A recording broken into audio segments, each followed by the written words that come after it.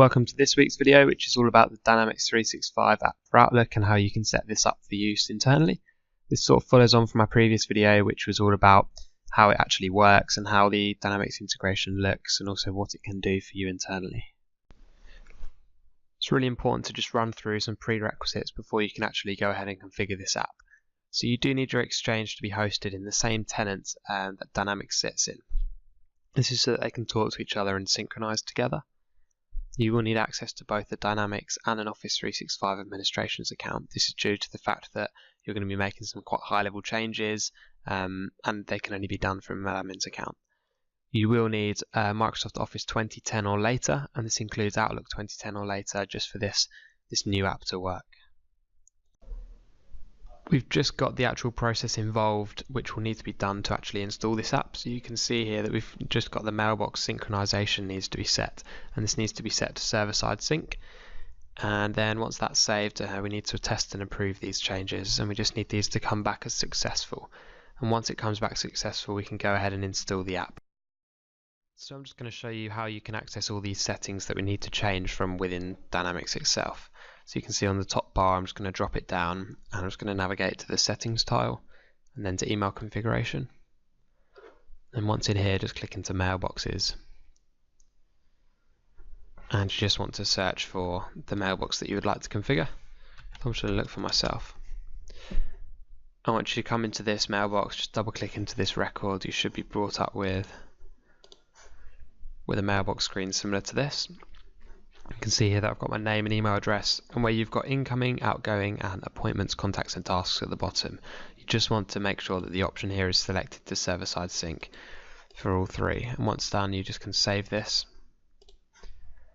And once saved, you just want to approve the mailbox. It'll ask if you want to approve. You can select OK. And then you just want to test and enable this mailbox, and this is just going to test to see if your mailbox can process emails after the changes that you've made against the record. So if you hit test and enable and then just select OK, and then on your view back into your mailbox screen where you can see your record, on the far right hand side corner you'll see a refresh list. Keep hitting refresh list and you should see your test turn to success on all three. If not, if you have got a failure, if you come back into here to your mailbox record and hit alerts, you'll be able to see why, and it'll tell you why, and it's usually down to permissions, and it's usually that the account you're trying to test it from or the account you're trying to test hasn't got sufficient privileges, and that just refers back to the security video that we previously have as well. Once all that's done and you've got success on all three, this user's now ready to install the app against them. So if you come to the top, you've then got your settings. And if you hit settings, you can see apps for Dynamics 365. If you come into here, you're now brought up with sort of an integration screen. You can see you've got your phone and tablet apps you can download. And the far bottom one, you've got this Dynamics 365 for Outlook. And this is actually the old integration. You don't want to install that one. It's a local client install and it's flaky and it really doesn't work. This is the one you want, Microsoft Dynamics 365 for Outlook, and you can see I'm not logged on as the correct user to actually install this. I need to be logged on to the user where I made the changes for, and you should just see a download option and it should take 5 or 10 minutes to install.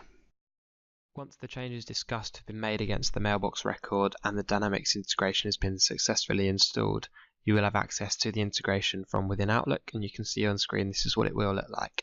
I do recommend, if you haven't already, going back and watching my previous video which ran through what this integration does and what it can do and different features, just so you're aware of these. Please take down our contact details on screen. It'd be great to hear from you with any questions you may have on this video or any other videos that we've previously created. And please of course check out our social medias for upcoming events and different webinars that we may be running in the future.